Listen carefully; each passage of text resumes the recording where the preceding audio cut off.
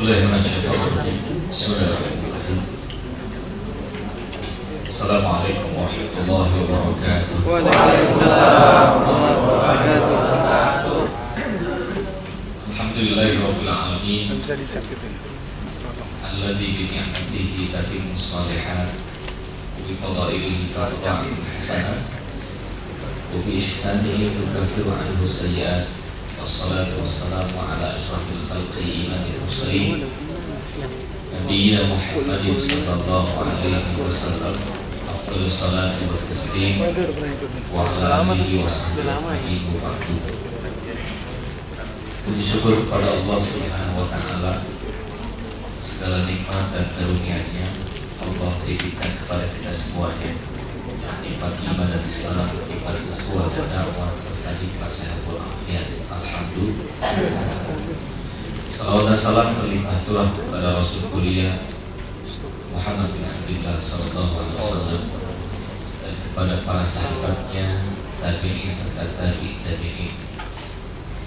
Bapak Ibu yang dirahmati oleh Allah, setiap penyakit yang hinggap pada diri manusia akan memiliki bekas-bekas yang menghambat kinerja orang tersebut.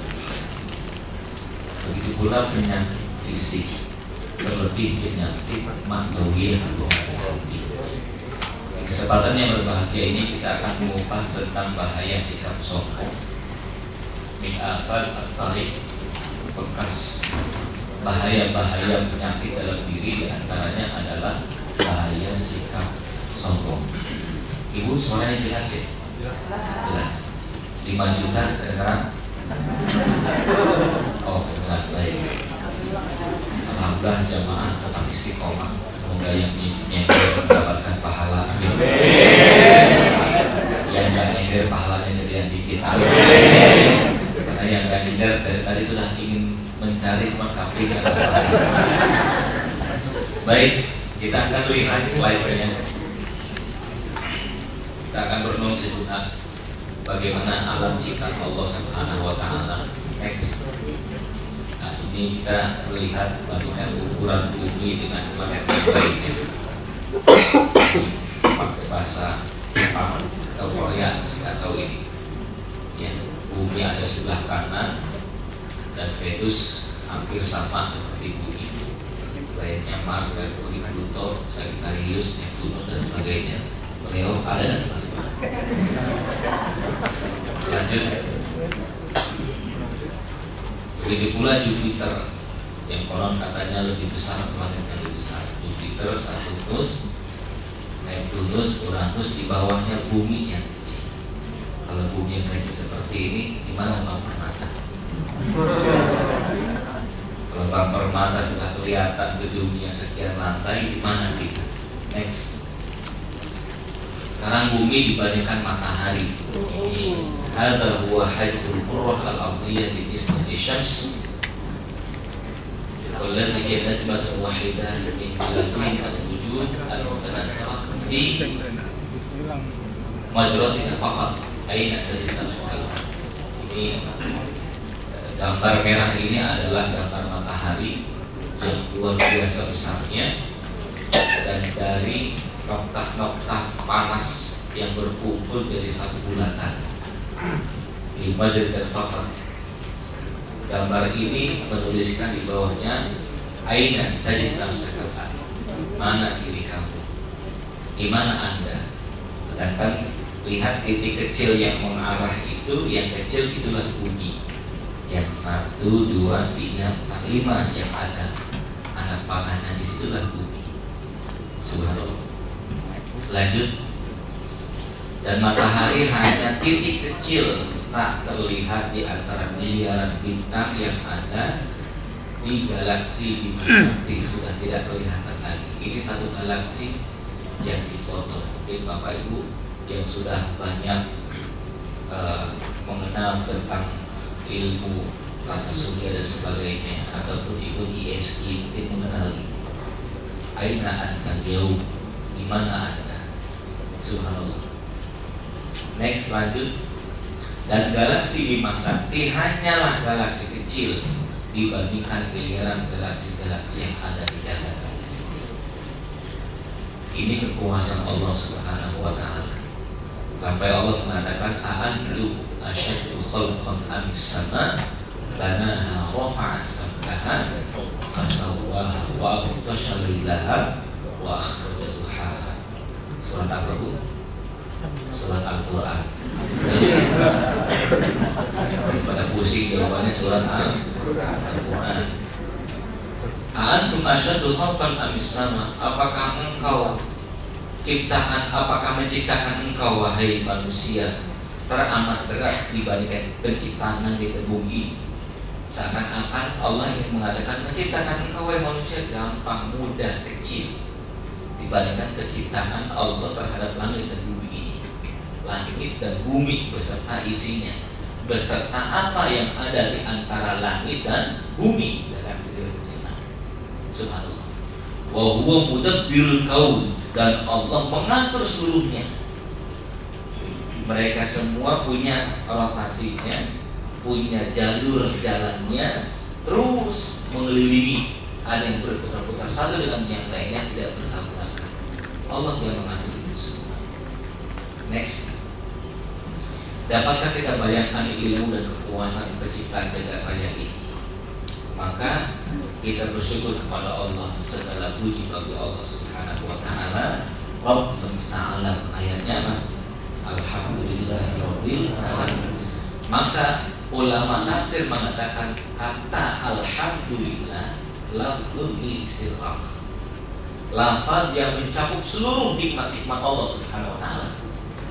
Jadi jika seorang hamba mengucapkan alhamdulillah, itu nikmat-nikmat Allah yang datang kepadanya, lalu ia mengucapkan alhamdulillah, Allah bangga, Allah senang. Apa yang kita dapatkan walau hanya roti saja di siang ini, amin. Ya. Lalu kita baca setelah makan, kita baca lagi. Alhamdulillahilladzi ahyana ba'da ma kau bangun tidur. Alhamdulillahilladzi at'amana wa saqana wa ja'alana minal muslimin.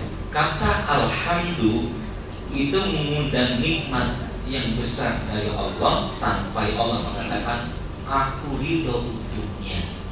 Sampai seorang Imam Ahmad setiap satu suapan yang masuk ke mulutnya dia mengucapkan alhamdulillah.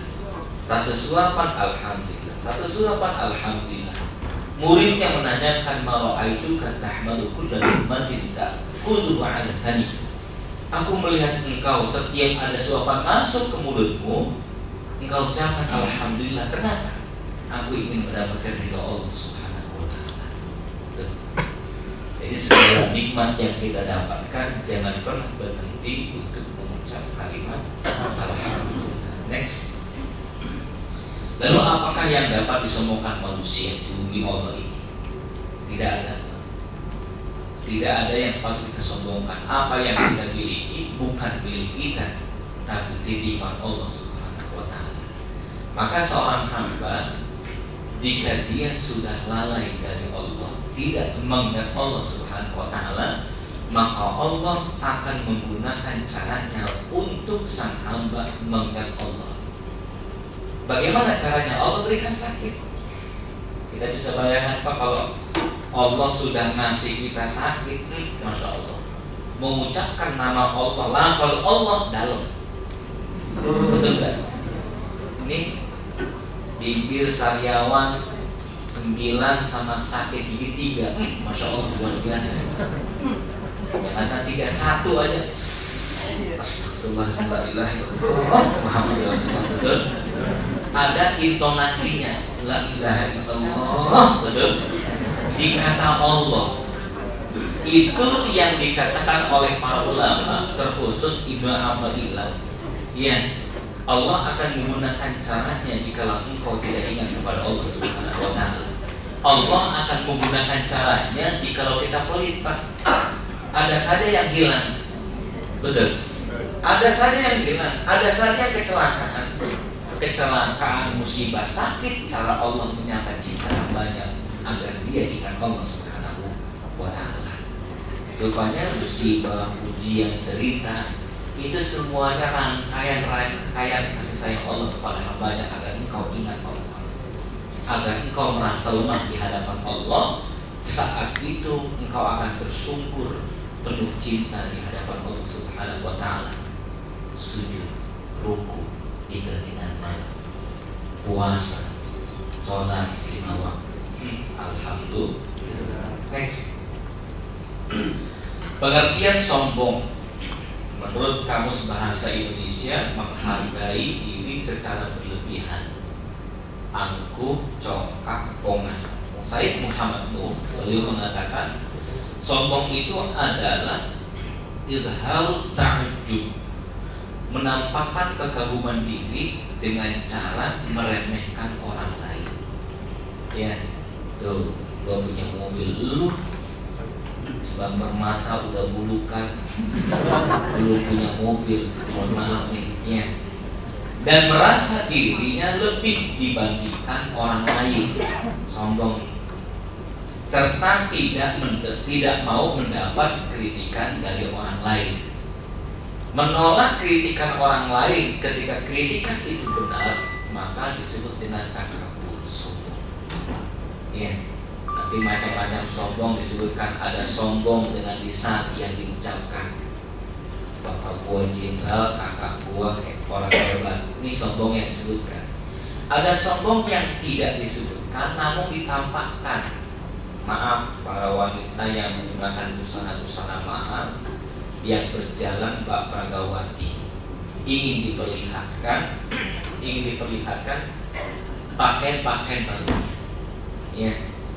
Mentang-mentang pakai gelang kayak beca, masya Allah, bujunet, hampir bujunet, ya. Ibu Sukmawati menegur Ibu Rukmawati, ya, mampir buruk kan. Oh, terima kasih busuk. Kan biasanya orang Indonesia manggil ujung-ujungnya aja, tapi kemana aja busuk, biasa dari pasar buruk. Ini masya Allah, yang dia bunyikan, ditampilkan, dilihat, walau tidak disebutkan. Qala ulama huwa takabur, itu bagian daripada kesombongan. Mentang-mentang punya anting baru, pura-pura budeg, ada apa? Semoga nggak ada ini. Menampakkan kekaguman diri, ya. Anak saya sekolah di sini. Karena itu Bapak Ibu yang Allah, jebakan syaitan sangat banyak. Ketika kita mendapatkan nikmat, Allah memuji kita, bisakah kita tawadhu? Betul. Bisakah kita merendah? Maka ujiannya luar biasa hebatnya nih. Ketika kita terhujan nikmat, yang pertama hati-hati, sombongkah kita? Yang kedua, maukah kita berbagi kepada orang lain? Ya. Fa'amma man a'ta wattaqa wa saddaqa bil husna fasanuyassiruhu lil yusra. Mereka yang bertakwa, tangannya ringan memberi, Allah berikan dua husna, kebaikan dunia, kebaikan akhirat. Ya. Mengapa? Dia sudah merendahkan dirinya untuk tidak sombong dengan cara berbagi. Alhamdulillah. Ada hadis riwayat Muslim dan Tirmizi dari Abdullah bin Mas'ud. Beliau mengatakan, lam yadkhulul jannah man kana fi qalbihi mithqala dzarratin min kibar. Tidak akan masuk surga seseorang yang terselip di dalam hatinya kesombongan. Tadi ada kesombongan dengan lisan, ada kesombongan dengan tampilan, ada kesombongan dengan kerlingan mata. Ada nggak gitu? Ada kerlingan mata dengan desisan mulut, meremehkan. Iya.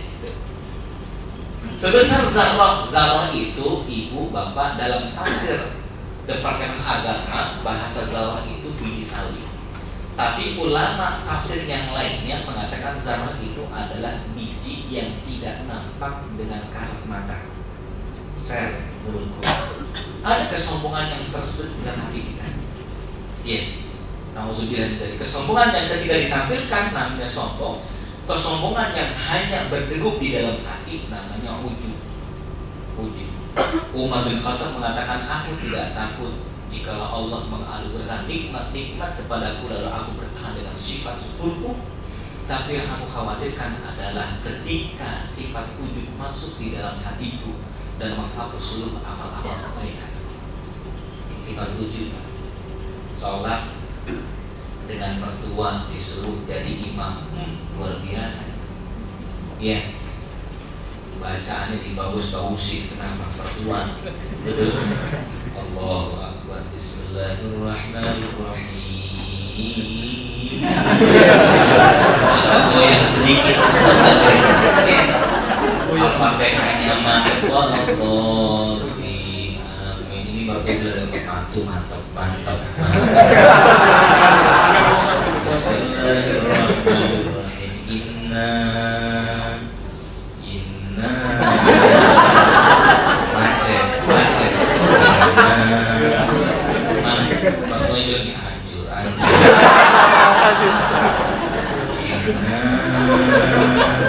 Tuanya bilang inna lillahi wa ini masya Allah Pak. Iya. Yang namanya sifat sombong atau takjub kalau takjub dalam hati atau ujub itu menghapus kebaikan kita. Suara azan kita bagus, tapi hati tidak ada keinginan untuk dipuji oleh orang lain, baik, dia berpahala. Tapi ketika seseorang azan, suaranya bagus, lagunya dimain-mainkan, masya Allah, kebetulan ada janda sebelah, luar biasa. Dimainkan itu lagunya karena ingin dilihat bahwa suaranya bagus, maka itulah yang disebut terpuji. Iya, saya ingat dulu di Gontor ada seorang qori, azan bagus, sakit terlena dengan lagunya salah. Hayya 'alas shalah, Allahu akbar.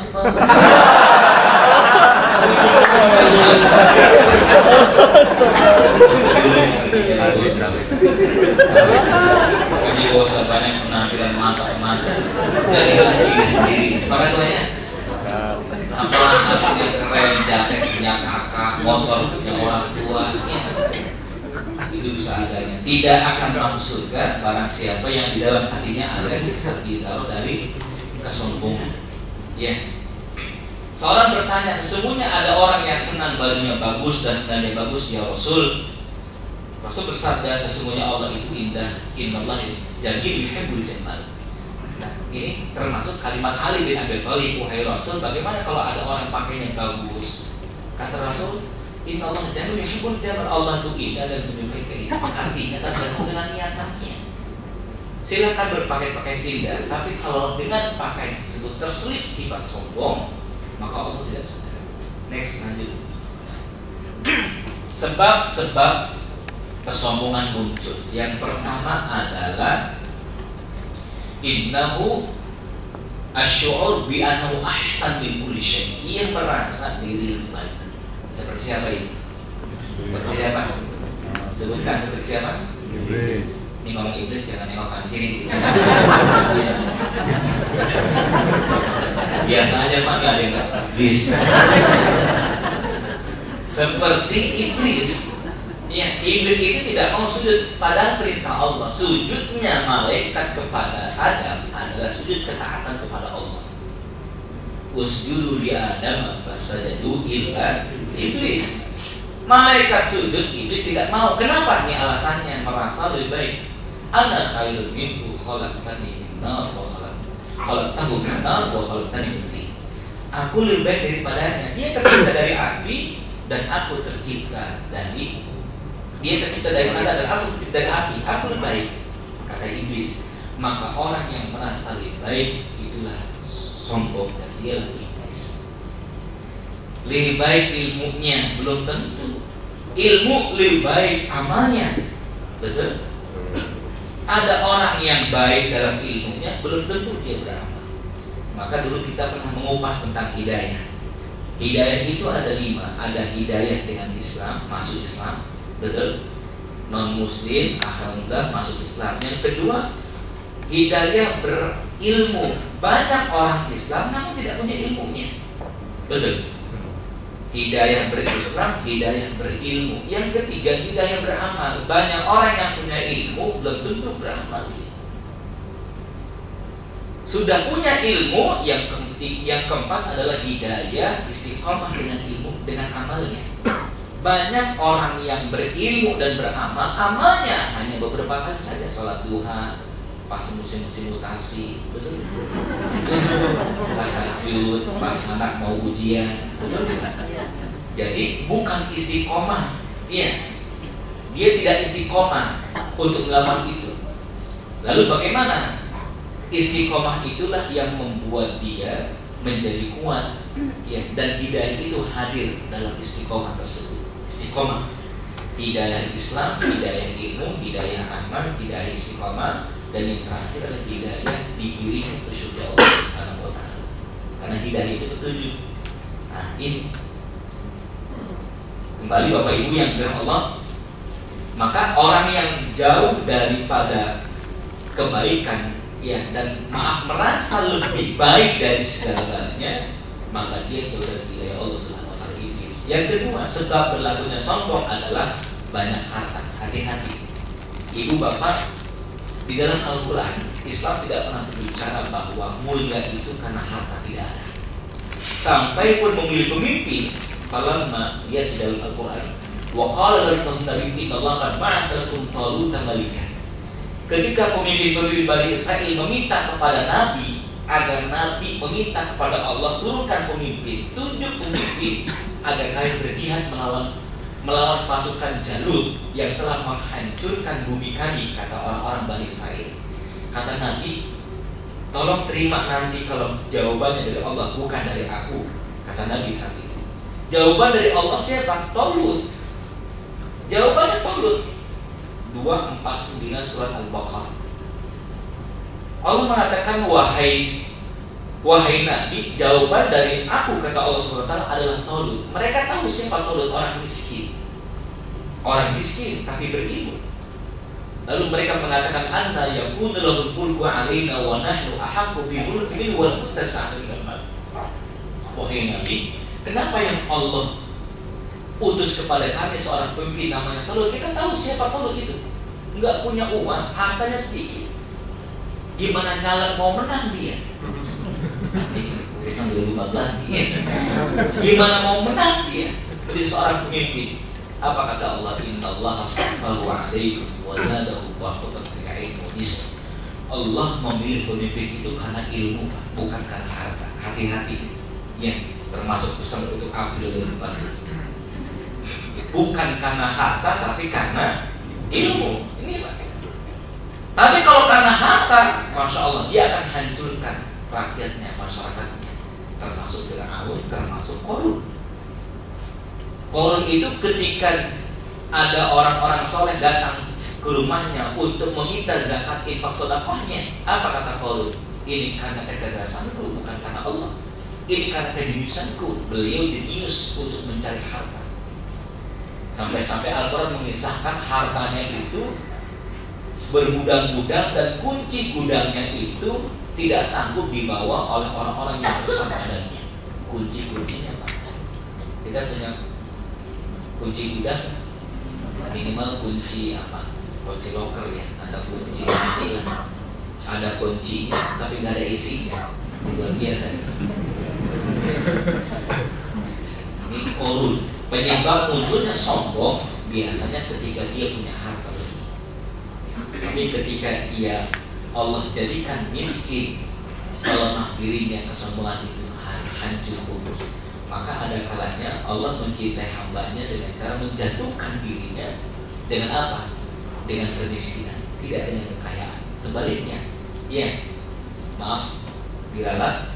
Ada kalanya Allah mencintai hambanya dengan cara memiskinkan dirinya, mencintai dengan cara memiskinkan. Sebaliknya, ada kalanya Allah Subhanahu wa Ta'ala ingin mengangkat, menjatuhkan hambanya itu dengan cara memberikan dia kekayaan sampai-sampai dia sombong dan sampai-sampai hancur dengan kekuasaannya, dengan kekayaannya tersebut.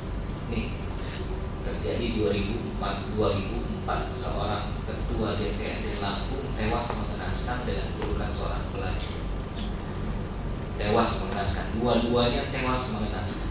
Nauzubillah min dzalik, keluarganya malu luar biasa, hartanya habis semuanya. Iya. Nauzubillah min dzalik. Iya, karena adanya hal.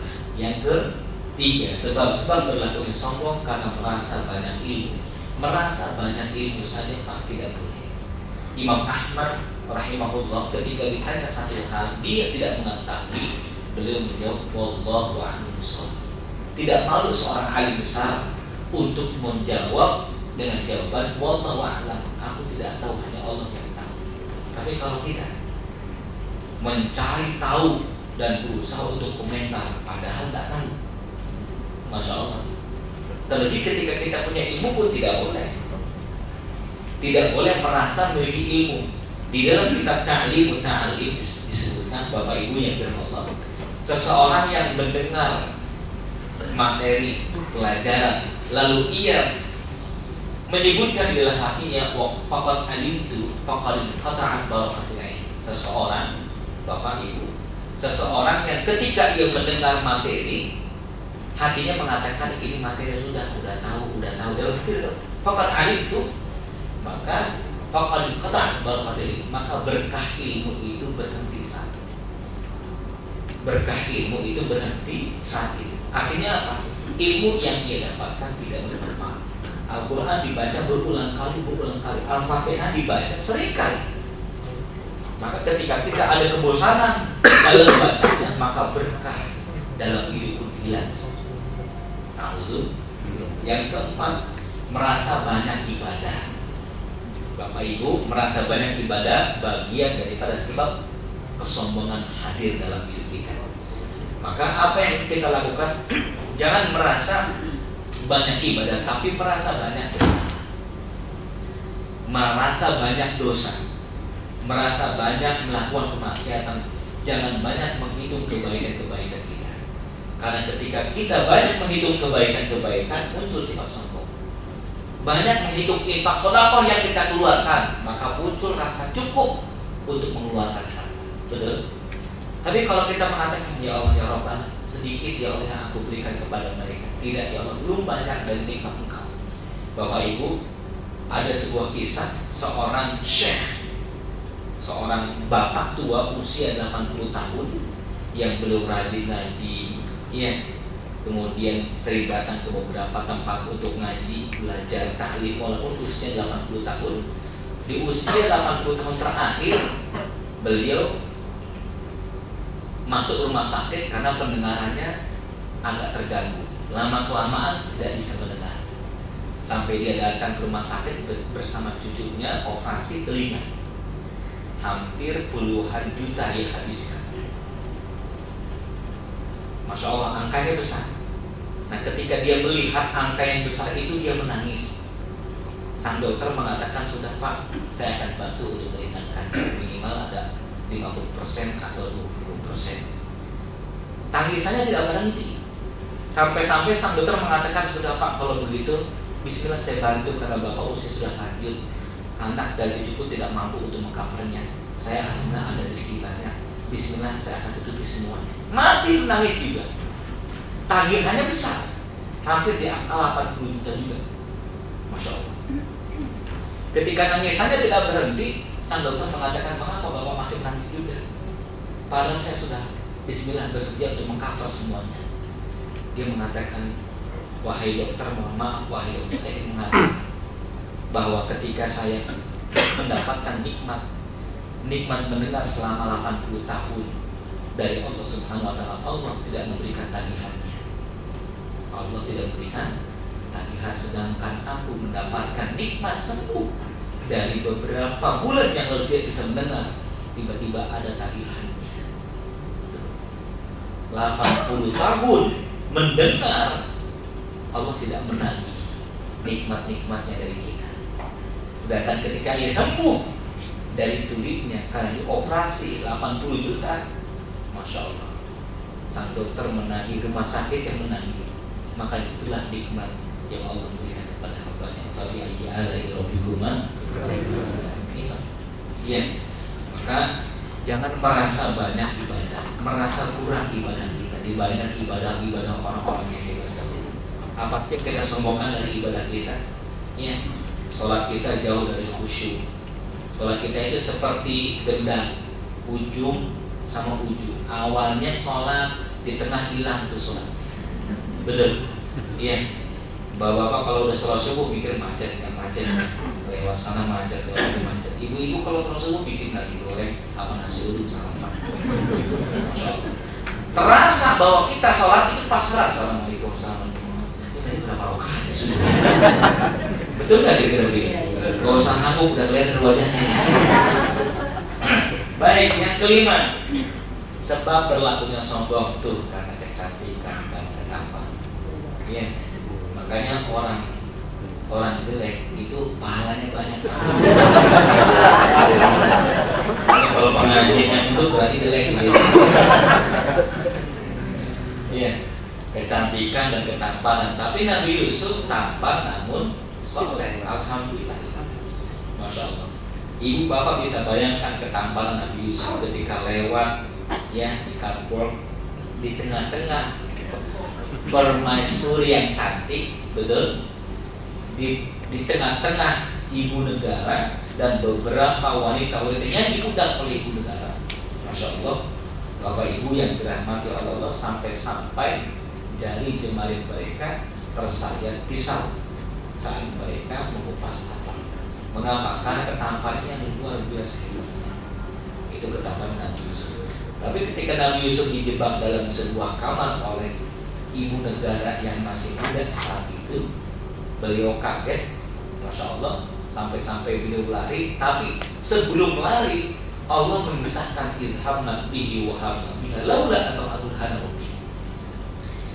Itu Allah menceritakan hati Nabi Yusuf punya rasa kepada siapa? Kepada permaisuri raja. Sama permaisuri itu punya rasa ingin melampiaskan nafsu. Tapi Allah mengatakan laula atau adurhana rabbi. Andai kata Nabi Yusuf tidak melihat cahaya Allah, andai kata Nabi Yusuf tidak punya iman, maka apa yang terjadi? Tapi Nabi Yusuf punya iman. Ia lari dari kamar tersebut. Permaisuri yang cantik itu menarik pakaian belakangnya dan pintu, robek pakaian belakangnya. Wahwa minas shodiqin, pertanda Nabi Yusuf saat itu jujur terjebak ya dalam lingkaran kemaksiatan. Masya Allah. Ini menandakan bahwa ketampanannya tidak menjadikan ia sombong. Ketampanan tidak menjadikan tempat ia bermaksiat, tidak. Tapi ketampanannya menjadikan ia dekat dengan Allah Subhanahu wa Ta'ala. Yang kelima, berlakunya sombong, sifat sombong adalah karena memiliki keturunan yang banyak. Kalau dulu banyak keturunan itu satu kebanggaan, anaknya 12, anaknya 13. Kalau sekarang menjadi satu, kayaknya buset banyak banget. Ya. Kalau sekarang begitu. Kalau dulu al-hubbu fi ansan, merasa bangga, at-tafakhur fi ansan, merasa bangga dengan keturunan yang sangat banyak sekali. Iya. Nah, keturunan yang banyak yang berhasil tentunya. Tapi kalau keturunan yang banyak yang nggak berhasil, Masya Allah. Iya. Kayak anak tukang cendol dia bangga, bapak di mana? Alhamdulillah anak saya di UGM, UI gitu. Apa ya? Jualan cendol juga. Franchise. Sambung saya kuliah, saya sama cendol. Dikira kan kuliah, betul. Katanya jualan cendol juga di mana ITB. Next, lanjut. Larangan sombong dalam Al-Quran. Wala tusma' rafaddaka linnas wala tamshi fil ardi marha innallaha la yuhibbu kulla mukhtalin fakhur. Dan janganlah kamu malingkan mukamu dari manusia karena sombong. Malingkan muka saja nggak boleh. Rasul itu ditegur oleh Allah saat beliau berhadapan dengan pemuka-pemuka Quraisy. Lalu datanglah Abdullah ibnu Ummi Maktum yang buta, ingin menanyakan satu hal kepada Rasul, tapi wajah Rasul lebih kepada pemuka-pemuka Quraisy. Maka turunlah teguran itu. Apa punya ayatnya? Abasa wa tawalla an ja'ahul a'ma wa yudrika la'ana bisa. Mengapa engkau wajahmu malingkan mukamu kepada pemuka-pemuka tokoh-tokoh Quraisy, padahal Abdullah bin Maktum sahabat la'allahu yazakka. Mungkin bisa saja dia lebih mulia karena tazkiyahnya, karena kesucian hati. Ini luar biasa Bapak Ibu. Andai kata Rasul jiwanya jiwa koruptor, pasti ayat itu disembunyikan. Betul. Ayat itu disembunyikan karena ayat itu tanda kutip membuka aib ini. Tapi ayat ini dipaparkan oleh Rasul bahwa Rasul itu ditegur oleh Allah Subhanahu wa taala saat dia berbuat salah, bukan berbuat dosa. Kalau Rasul tidak pernah berbuat dosa, berbuat salah iya, berbuat salah. Baik, lanjut, wala tamshi fil ardi maraha, sama juga, dan jangan kau berjalan ke bumi dengan sombong, karena sesungguhnya kamu sekali-kali tidak dapat menembus bumi, dan sekali-kali kamu tidak akan sampai melewati gunung yang tinggi. Ya. Baik, lanjut. Larangan sombong dalam sunnah hadis dari Uqbah bin Amir radhiyallahu anhu. Orang yang meninggal dunia dan ketika ia meninggal itu dalam hatinya masih ada sebesar zarrah dari kesombongan, maka tidaklah halal baginya surga. Ya, maka tidak halal baginya surga, tidak mencium baunya dan tidak pula melihatnya. Orang-orang yang tidak mencium bau surga banyak beberapa hadis. Di antaranya adalah wanita yang tidak taat kepada suaminya, maka tidak bisa ia mencium wangi surga. Termasuk ini sifat sombong. Kemudian dari Iyad bin Hammar radhiyallahu anhu bahwa Rasulullah SAW bersabda, Allah telah memberikan wahyu kepadaku agar supaya kamu sekalian bersikap tawadhu, rendah hati, sehingga di antara manusia tidak ada lagi saling hina serta saling membanggakan diri. Jangan membanggakan diri dan tidak menghina pada orang lain. Dan itu wahyu dari Allah kepada Nabi saling tawadhu. Lanjut. Next. Bisa. Ini ancaman orang-orang yang sombong. Yang pertama, orang yang sombong jelas sudah tidak disukai Allah Subhanahu wa taala.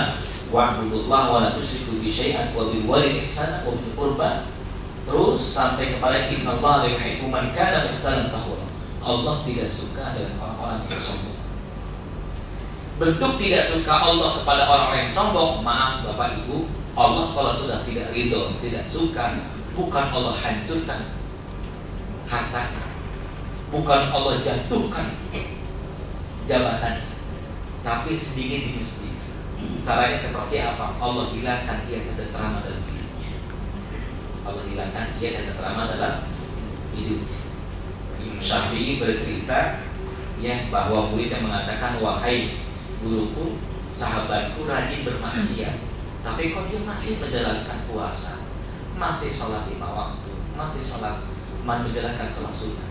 Lalu mana hukuman Allah dengan maksiat yang dia lakukan? Apa kata Imam Syafi'i? Sholatnya tidak ada kesejukan, sholatnya tidak mendapatkan kelezatan.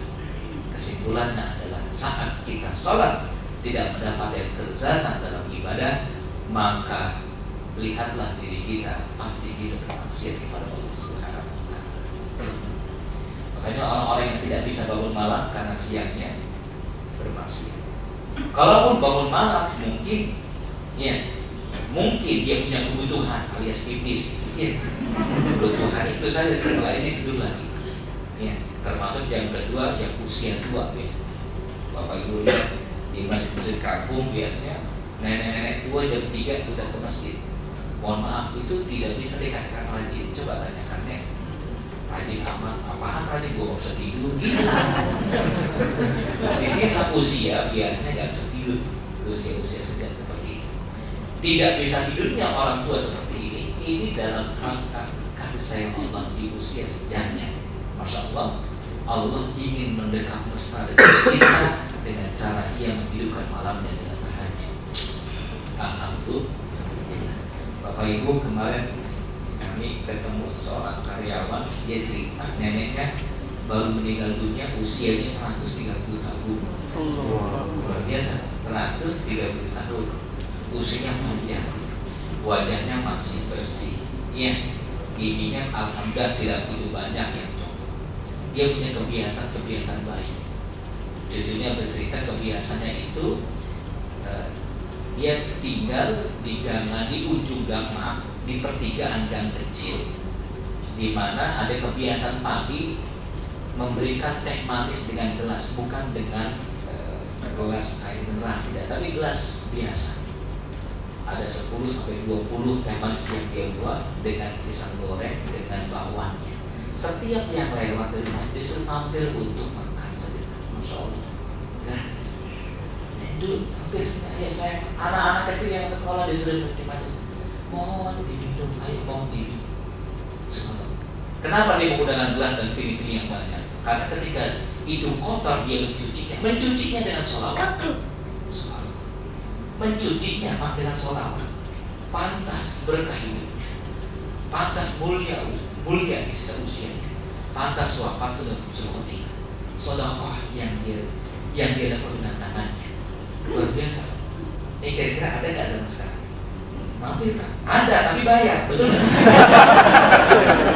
Betul. Ini subhanallah. Usianya panjang pun berkah. Ketika meninggal dunia, kesan indah terasa di seluruh kampungnya. Nggak pernah membayangkan sebelumnya bahwa ada satu kejadian di mana yang meninggal dunia, kecuali masyarakat di situ berduyun-duyun untuk datang ke musola sampai sopnya ke belakang penuh hanya untuk mendoakan si nenek yang berjiwa besar. Ini luar biasa, Pak. Ya, hatinya tidak sombong, Islam dia sendiri. Ya. Baik. Kemudian yang kedua, ancaman untuk orang yang sombong, dikutuk menjadi keras. Ini nggak usah nggak kanan kiri, ya. Falamma antau amma nuhu anhu qulna lahum kunu qiradatan khasi'in. Lihat, maka tatkala mereka bersikap sombong terhadap apa yang dilarang mereka mengerjakannya, kami katakan kepada mereka, tidak kamu kera yang hina. Seperti Bani Israel yang disuruh untuk tidak memancing di hari Sabtu, mereka dengan sombong melawan perintah Nabi tersebut, maka mereka menjadi kera karena kesombongannya. Yang ketiga, hatinya dikunci mati oleh Allah SWT. Makanya Bapak Ibu, orang yang sombong dengan kekayaannya sulit untuk mendapatkan hidayah. Orang yang sombong dengan jabatannya sulit mendapatkan hidayah. Kemarin saya berangkat umroh dengan seorang pejabat, Masya Allah, Pak. Ketika di Madinah yang seharusnya ke Raudhah, ke Masjid Nabawi, selama di Madinah dia tidak berangkat ke masjid. Saya nggak kira-kira. Selama tinggal di Madinah, dia tidak berangkat ke Masjid Nabawi, tidak berangkat ke Masjid Nabawi, tidak ke Raudhah. Dia mengatakan, udahlah sama aja sholat. Masya Allah, luar biasa. Bangga dengan jabatan yang hebat, bangga dengan kekayaannya. Hatinya Allah kunci, luar biasa. Iya, ketika ada orang yang tidak hormat, bawahannya tidak hormat, dia maki-maki, dia caci. Nauzubillah min dzalik. Allah kunci hatinya. Kalau sudah Allah kunci hatinya, kegelisahan, keresahan, kegalauan. Tahu galau? Yang untuk kayak isi ulang apa? Galau. Ya, tidak dikit ya. Baik, lanjut. Yang terakhir, ancaman untuk orang yang sombong adalah dimasukkan ke dalam neraka jahanam. Lihat, Allah mengatakan udkhul abwaaba jahannam khalidina fiha fabisa masrul mutakabbirin. Dosa kita banyak, Pak. Ya, Allah mengatakan kepada orang sombong, masuklah engkau ke dalam neraka. Qarun, Fir'aun, dan beberapa teman-temannya yang sombong akan dimasukkan. Maka tadi disebutkan orang yang punya sombong dalam hatinya sebesar zarah, dia akan masuk dalam neraka. Lalu bagaimana yang banyak? Yang banyak apa lagi? Betul. Yang banyak apa lagi? Tapi kita masih punya dosa yang lainnya. Perbanyak istighfar, perbanyak taat, perbanyak dekat dengan Allah Subhanahu Wa Taala. Maka kita akan masuk pada sebuah alam akhirat dengan apa yang telah kita lakukan di dunia. Kalau banyak yang besar-besar kita tidak bersama dengan taubatan nasuha, maka yang besar-besar ini akan mampir dahulu beserta yang kecil di dalam neraka jahanam. Seperti pakaian kita harus putih, Pak. Masuk ke surga harus putih juga. Saat kita lahir putih, ya. Saat pulang kepada Allah harus putih. Tapi karena hidup di dunia, ya, berinteraksi dengan kerabat, sahabat, handai tolan, bekerja dan sebagainya, banyak gesekan, banyak kebohongan dan sebagainya, lalu berlumur dengan noda, kotoran, cat oli dan sebagainya. Apa yang terjadi? Mampir ke neraka untuk dicuci. Sama dengan pakaian kita. Kalau nodanya hanya kerah, maaf, daki di kerah leher kita, kucek selesai. Betul? Kalau hanya debu, hanya beberapa kali giling selesai. Tapi kalau nodanya adalah cat, oli, masya Allah, yang lama kita tidak bersihkan, masuk ke dalam surga dunia. Iya. Apa yang kita lakukan? Menggunakan zat kimia, direbus dengan air panas untuk hilang noda, sama dengan yang namanya neraka Allah Subhanahu wa Ta'ala. Orang yang sombong sekecil apapun dia akan masuk. Iya. Lalu bagaimana hilangkan kesombongan? Next, lanjut. Nah, ini cara agar terhindar dari sifat sombong. Silakan, ada yang tahu kan? Cara terhindar dari sifat sombong. Ibu sebutkan satu. Tidak sombong. Cara tidak sombong adalah tidak sombong. Betul tidak? Yang pertama, Pak, silakan. Cara tidak sombong satu. Tawadhu, merendah hati. Betul? Ya, anak murid kita sudah pakai mobil Mercy kaya raya, masya Allah. Kita melihat dengan nunduk karena kita pakai helikopter. Betul? Betul ya, ini keren. Yang kedua apa lagi Pak? Maka silakan. Jadi diri sendiri. Bersyukur dengan yang sedikit. Asyukur bil qalil. Nikmati dengan yang sedikit. Walaupun suami gaji cuma 9, 10, amin ya. Tiap tanggal 10 udah koma. Nah, ini subhanallah. Iya. Menikmati, mensyukuri apa yang ada. Yang ketiga, al-istighfar. Kasratul istighfar. Memperbanyak istighfar akan mengurangi sifat sombong. Perbanyak istighfar akan habis sifat sombong. Yang keempat, Bu, banyak melihat orang yang lebih rendah dari kita tentang urusan dunia. Ya, apa contohnya? Kita punya mobil, ya, alhamdulillah kita punya mobil. Tetangga sebelah punya motor, betul? Kalau kita punya motor, alhamdulillah bersyukur tetangga punya sepeda seperti itu. Rumah kita masih kontrak, alhamdulillah tetangga nggak punya rumah. Begitu betul rumahnya suruh nanti 3 bulan, 4 bulan belum bayar. Mau ngungsi kemana dia? Itu syukur, subhanallah. Syukur sambil terus membersamai baik sangka kepada Allah. Ya Allah, saya baik sangka kepada Engkau ya Allah, walaupun berat dalam hidup ini. Pak, Bu, ada kalanya ketika kita mendapatkan ujian yang berat. Ingat ini, ujian yang berat. Terkadang Allah ingin melepaskan dia dari ujian yang lebih berat. Contoh kalau kita, mohon maaf terakhir, kalau kita punya motor baru, tiba-tiba motor itu meletus bannya. Kadang hati kesel, ya Allah, ini motor baru kenapa meletus? Cicilannya aja baru tinggal 3 tahun 11 bulan lagi.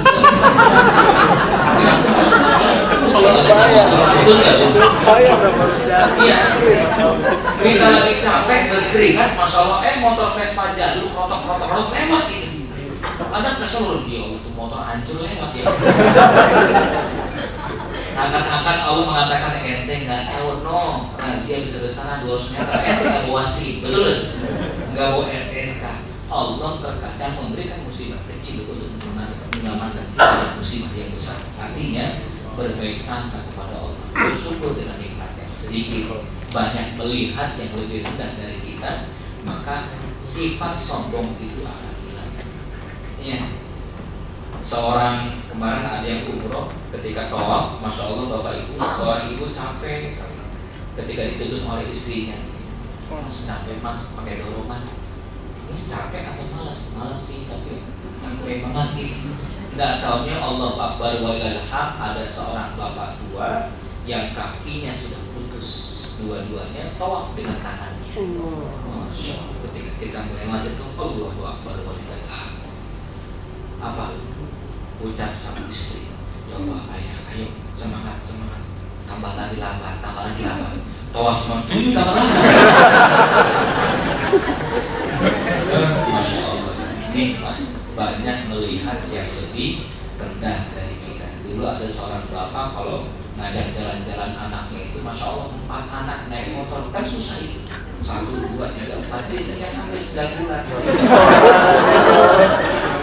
ujung banget kan, luar biasa. Sampai saya ya Allah, ayah malu. Dan sabar lagi sampai melihat ada pesta 7 anak luar biasa.